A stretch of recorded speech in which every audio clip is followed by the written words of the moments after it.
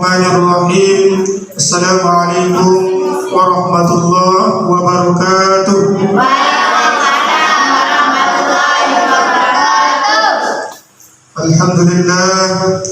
Alhamdulillah rabbil alamin. Wassalatu wassalamu ala asyrafil mursalin sayyidina wa maulana Muhammadin wa ala alihi wa sahbihi ajma'in. قال الله تعالى في كتابه الكريم أعوذ بالله من الشيطان الرجيم بسم الله الرحمن الرحيم شهر رمضان الذي أنزل فيه القرآن هدى للناس وبينات من الهدى والفرقان أما بعد. Yang kami hormati dan muliakan pimpinan Yayasan Tarbiyatus Sibyan ila Darussalam, yakni Bapak Al-Mukarram Tuan Guru Haji Ta'arifuddin beserta seluruh keluarga besar. Yang kami hormati dan muliakan pula narasumber kita pada malam hari ini, yakni Al-Ustaz Arizal SPD. Yang kami hormati pula para asatidz ilahi kiram amabadia yang berkesempatan hadir di malam ini dalam rangka pengajian atau kultum di malam ini. Mudah-mudahan Allah Subhanahu wa taala memberikan kita kesehatan dan nikmat dari Allah Subhanahu wa taala. Segala puji bagi Allah yang telah memberikan kita berbagai macam kenikmatan, yakni nikmat iman, nikmat Islam, serta nikmat sehat dan kesempatan. Alhamdulillah, pada malam makin ini mau kepada hadiri pengajian rutinitas 2 kali seminggu. Salawat beserta salam tak lupa kita haturkan, curahkan kepada baginda alam Nabi besar kita Nabi Muhammad sallallahu alaihi wasallam dengan sama-sama mengucap Allahumma shalli ala sayyidina Muhammad wa ala ali sayyidina Muhammad. Ya, kita langsung saja untuk pembukaan. Marilah kita buka acara ini dengan sama-sama melafazkan kalimat al-basmalah. Bismillahirrahmanirrahim. Acara ini yakni pengajian rutinitas 2 kali seminggu. Sajudul makin ini tata cara yang fidyah maupun yang qada kifarah dalam saat berpuasa, baik untuk dengan saat meninggal dunia maupun saat masih hidup, yang akan langsung disampaikan oleh Al-Ustaz Arizal, Sarjana Pendidikan Islam, kepada beliau yang daulat.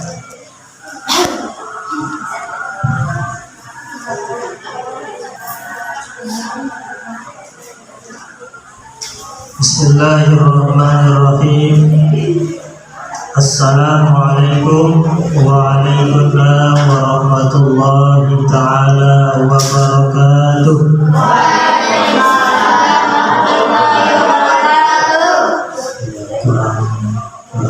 Ini masih ngagak, ulang sekali. Assalamualaikum waalaikumsalam warahmatullahi wabarakatuh.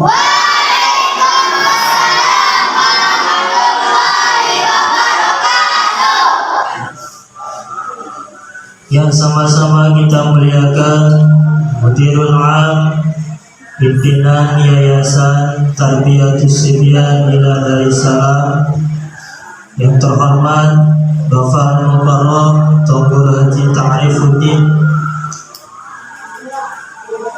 yang sama-sama kita hormati pengurus harian yayasan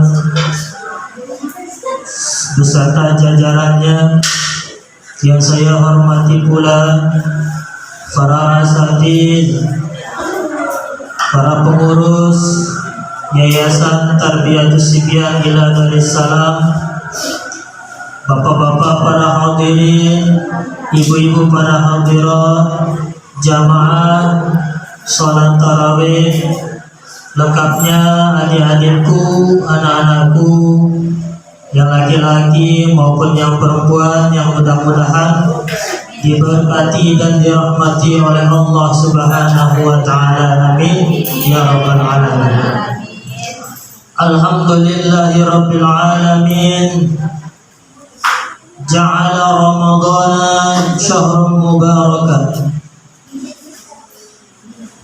wa farada 'alaina as-siyam li ajli at-taqwa.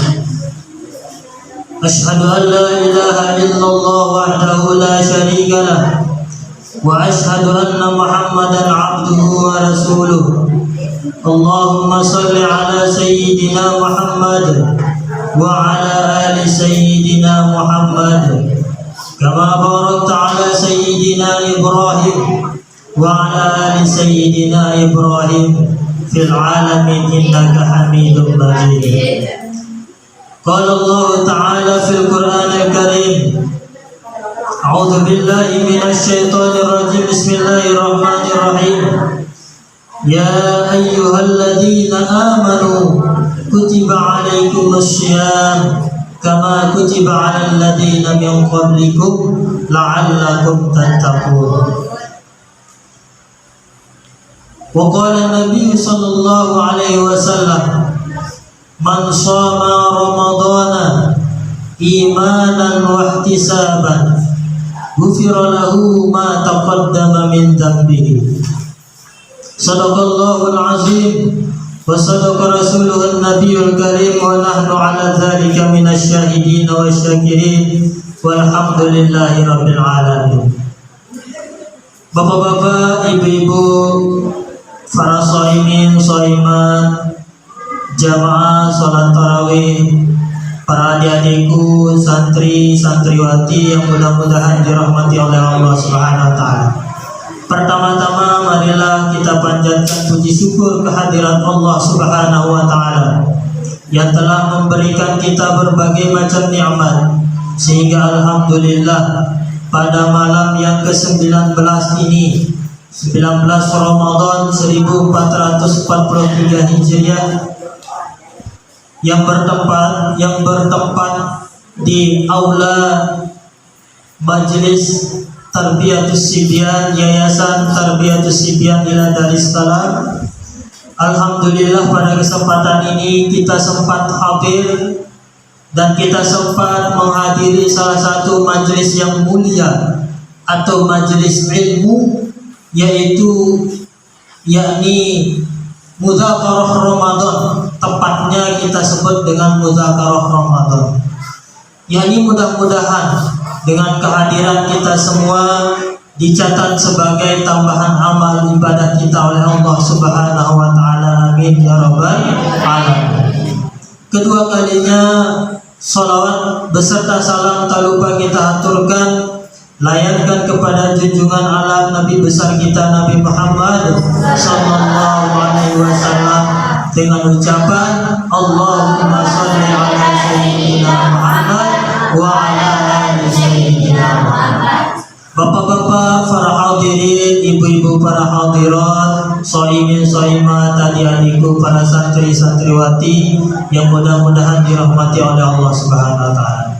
Pada malam yang berbahagia ini saya dipercayakan sebagai tepatnya memberikan nasihat atau mengingatkan kepada kita semua, bagi kita yang umat muslim dan muslimat yang sedang melaksanakan ibadah puasa Ramadan, ialah mengingatkan kita bersama tentang apa kewajiban-kewajiban yang perlu kita lakukan selama bulan suci Ramadan ini.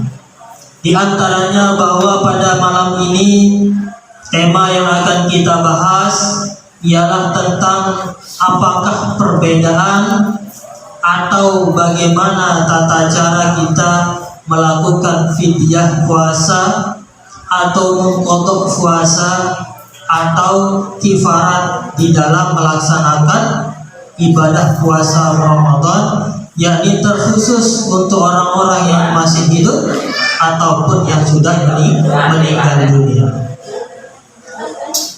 Bapak-bapak hadirin, ibu-ibu hadirat, segenap shaimin shaimat, adik-adik santriwan santriwati yang dirahmati oleh Allah Subhanahu wa taala.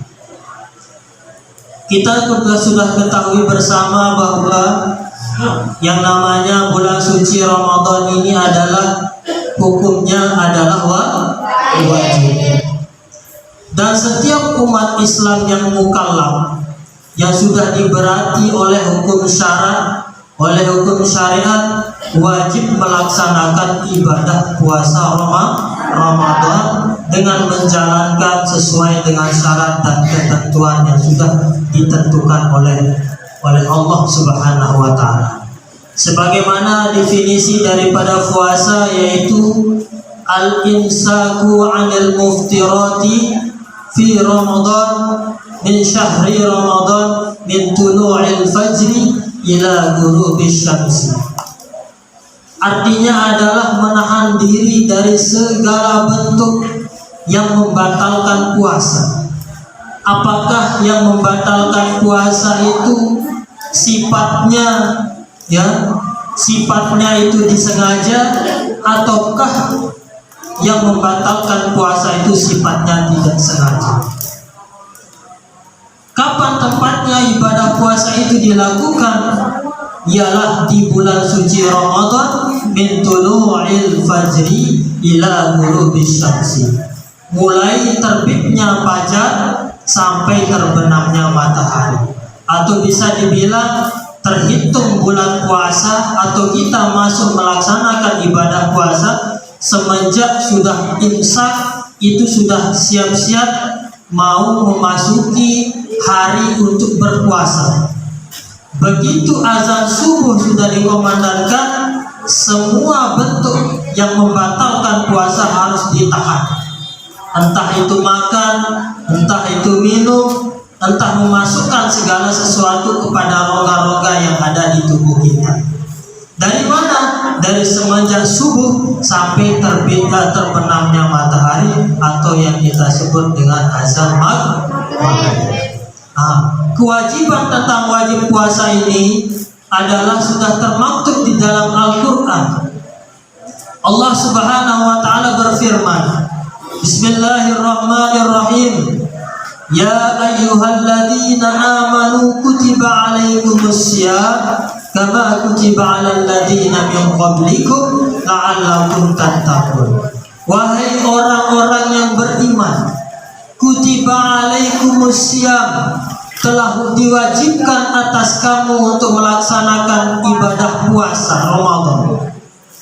Perlu diingat di sini bahwa kata kutiba, ya, di dalam ilmu nahwu atau di dalam qawaidul lughah al-arabiyyah, bahwa kata kutiba ini menunjukkan waktu yang sudah pasti dan jelas.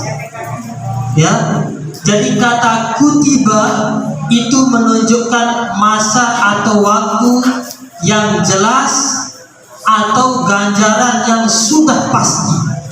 Ya, ini makna kutiba. Sama dengan kata gufiro. Apa bedanya? Apa persamaannya? Sama-sama bentuknya fi'il mabni lil majhul. Adik-adikku yang sudah melaksanakan diniyah di sini sudah mungkin diajari tentang fi'il mabni lil majhul. Ingat tandanya fi'il mabni lil majhul? Dumma awwaluhu, fi'il madi mabni lil majhul, dumma awwaluhu wa kusira ma qablaha. Dibariskan dapat awalnya ku, kemudian dibariskan bawah huruf sebelum akhirnya ti.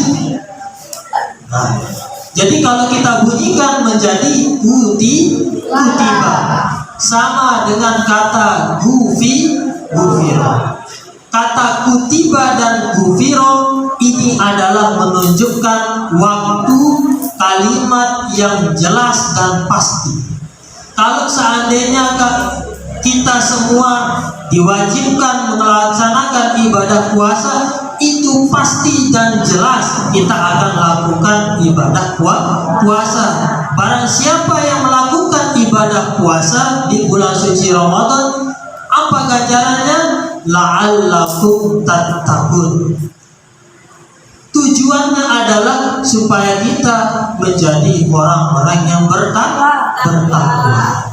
Itu adalah ganjaran bagi setiap orang yang melaksanakan ibadah puasa. Apa juga persamaan dari kata kutiba seperti kata gufiro.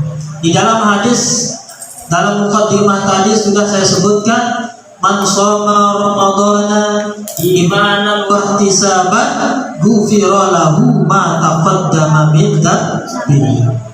Barang siapa yang berpuasa ya di bulan suci Ramadan imanan dengan penuh keyakinan tentang janji-janji Allah, wa ihtisaban, kemudian mengharap akan ganjaran itu dari Allah Subhanahu wa taala, atau ikhlas karena Allah Subhanahu wa taala, apa ganjarannya?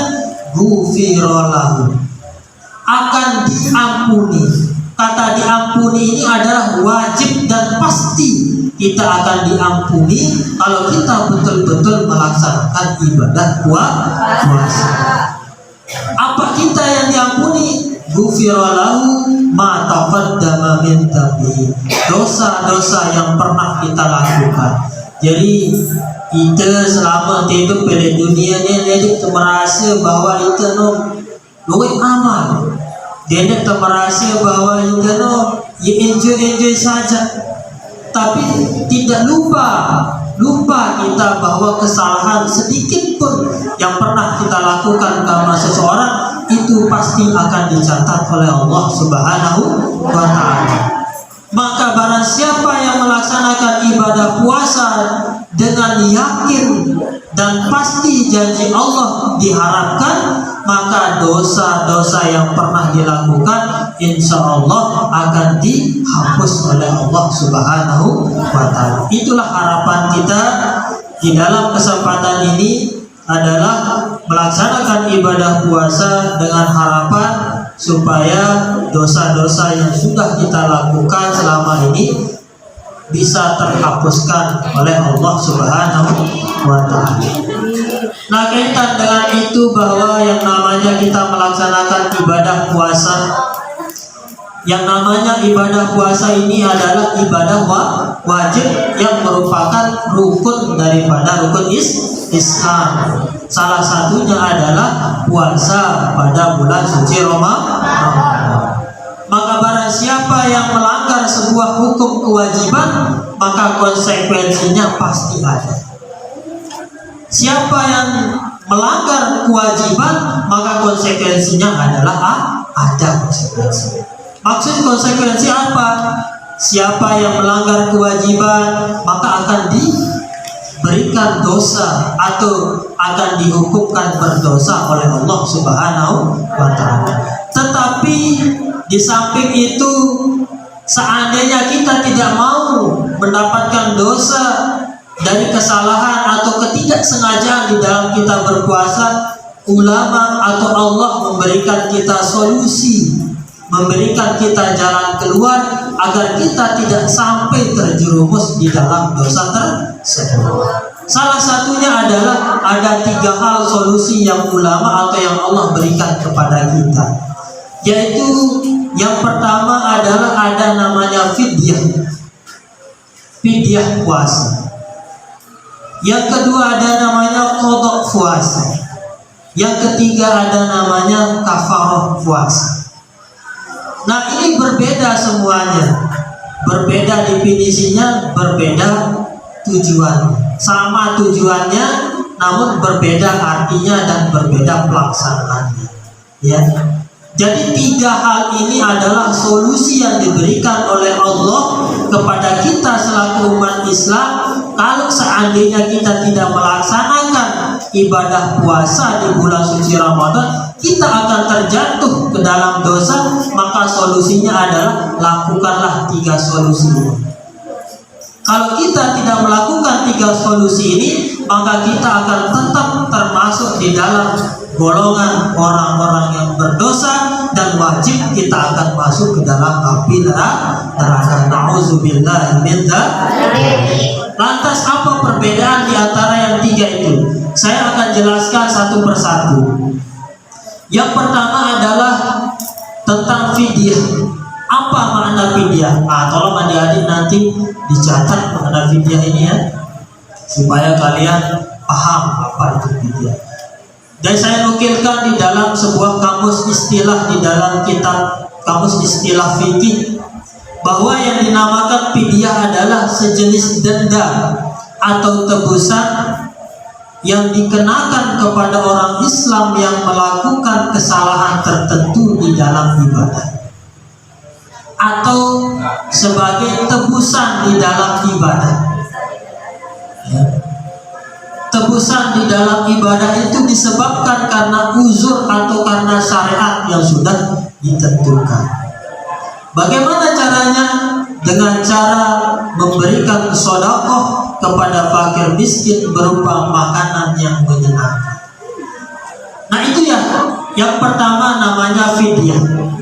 Jadi fidyah ini adalah sebuah tebusan dari ibadah puasa yang kita lakukan karena keuzuran yang kita jalani, yang kita lakukan di dalam berpuasa.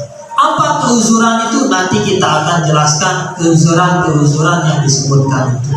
Kemudian syariat yang kita langgar di dalam berpuasa itu, itulah yang menyebabkan kita harus dan wajib membayar fidyah. Ya, kita satu contoh seperti babu-babu satwa rentan. Kira-kira babu-babu satwa rentan ini selama hidup niki dia nampak harapan jak sehat, sehingga dia nak mampu jaga ibadah puasa. Pokok seandainya jak sehat, dia nak mampu gawe ibadah puasa. Bahkan dia yang sehat mati langsung.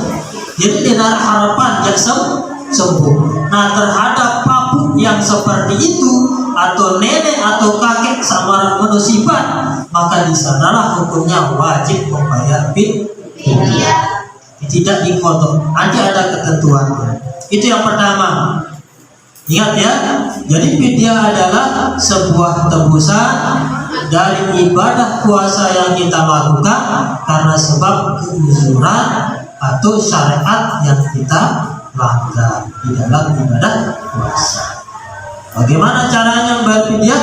Memberikan sedekah kepada fakir miskin berupa makanan yang menyenangkan. Atau di sini nanti ada ketentuan hukum. Itu yang pertama. Kemudian yang kedua ialah qada puasa. Nah, mungkin sering dilihat dengar ya, qada puasa. Kata ulama di dalam kitab Al-Jurjani, Imam Al-Jurjani di dalam kitab At-Ta'rifat, bahwa yang dikatakan makna qada itu adalah fi'lul asya fi ghairi waqtiha, melakukan segala sesuatu pada bukan waktu yang ditentukan. Itu namanya qada. Tapi artinya bahwa qada ini dilakukan ialah sehabis melaksanakan ibadah bulan suci Ramadan. Tidak boleh kita mengqada di bulan Ramadan, ya. Itu yang namanya qada, fi'lul asya fi ghairi waqtiha, melaksanakan sesuatu ibadah pada bukan tempat atau waktu yang ditentukan. Tetapi qada ini tetap dilakukan secara adat.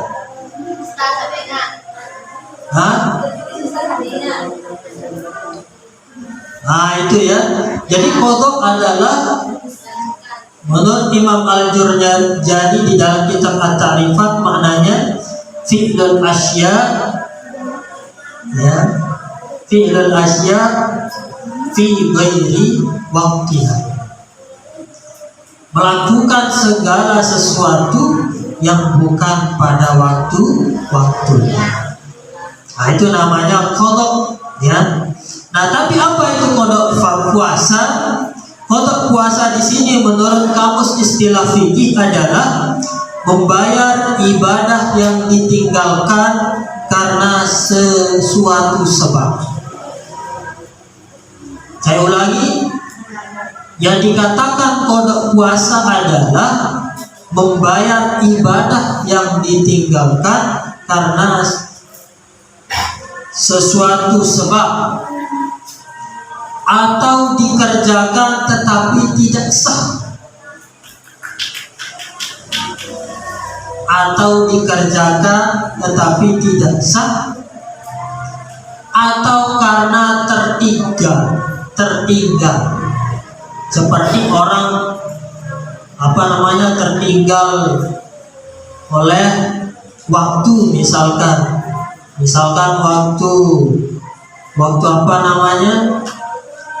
waktu dia berpuasa, ya, di malam harinya dia tidak berniat.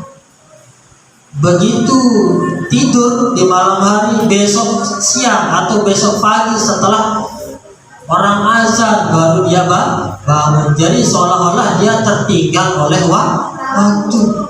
Nah, di sana dia batal, tidak boleh melaksanakan ibadah puasa karena dia tidak berniat di malam hari.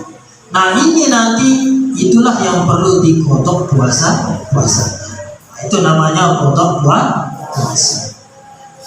Kemudian yang terakhir adalah kafaratus shaum atau kafarah bagi orang yang berpuasa. Kafarah bagi orang yang puasa. Apa makna kafarah bagi orang yang puasa? Yaitu penebusan atau penghapusan dosa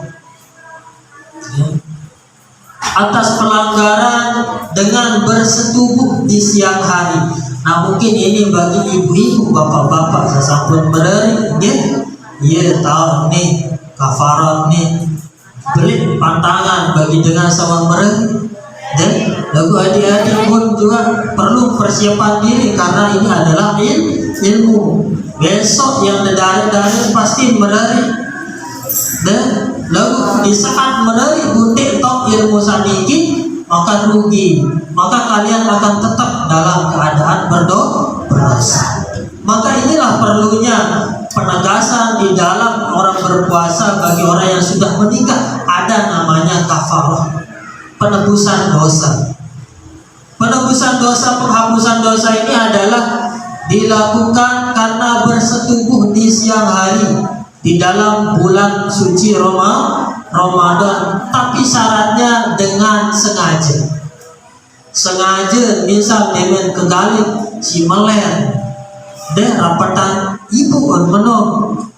Nah, sesaking meler kemudian apa inang diri puasa lah besaran dengan meler begulah jadi nilai bangkat seninan dan sehingga apa yang terjadi bahasa apa dia begulah menurut, sehingga di sanalah hukumnya ada hukum kafarat bagi yang melanggar seperti itu. Nah, ia perlu ketahui niki dan hukum kafarat ini bagi yang orang yang bersetubuh di siang hari. Kenapa dengan sak bajang doang sedang baik-baik mereka sak toan pun meno masih dan sak toa ina nih masih berdua semangat meno juluk dan bumele meno kaje bapak atau bapak dia tahan walaupun nek sogulai lagu tambah semono tetap dan datang ketua kafaroh dan harus wajib tetepus nikah. Nah, kemudian puasa itu berbeda, puasanya menjadi batal baik dia keluar ataupun tidak air mani. Nah, ini perlu dijaga ya, ibu-ibu, bapak-bapak sesampun berjaga. Jadi arah ketegasan nilai agama tiap pelugusan ini bahwa dedek terbaik ketika siang hari atau selama terpuasa juga jelap-jelap mele barangan ibu atau ibu bergerak mele barangan si bapak. Nah, mana lamun bau tahan dulu Nggih, menunggu tahan dulu. Lagu niki syarat adalah harus utama semenokno dan ya buat hukuman bata. Lagu nenek luah dah misal bapak niki dan belen misalnya malah jadi saya antik maghrib pun yang luah dan goreng kanggur itu tidak membatalkan puasa dek batal. Cuma tak terjaga tak baik sampai masuk sama peluncuran itu yang perlu dijaga oleh bapak-bapak, ibu-ibu yang membau sadangan baik batin timpa begitu kan. Itulah 3 hal yang perlu diketahui oleh bapak-bapak, ibu-ibu, para pendengar, adik-adikku santriwan santriwati yang mudah-mudahan dirahmati oleh Allah Subhanahu wa taala. Tentang dalil kemudian selanjutnya dalil-dalil disyariatkannya yang namanya qadha dan fidyah ini ada di dalam Al-Qur'an. Nah, calon keparan bahwa ulama mina-mina padahal niki adalah Al-Qur'an dengan terbaik. Nabi maning Allah dalam Al-Quran surah Al-Baqarah ayat 184, Bismillahirrahmanirrahim. Faman kana minkum maridan aw ala safarin fa'iddatun min ayyamin ukhra wa 'alal ladzina yutiqunahu fidyatun ta'amu miskin.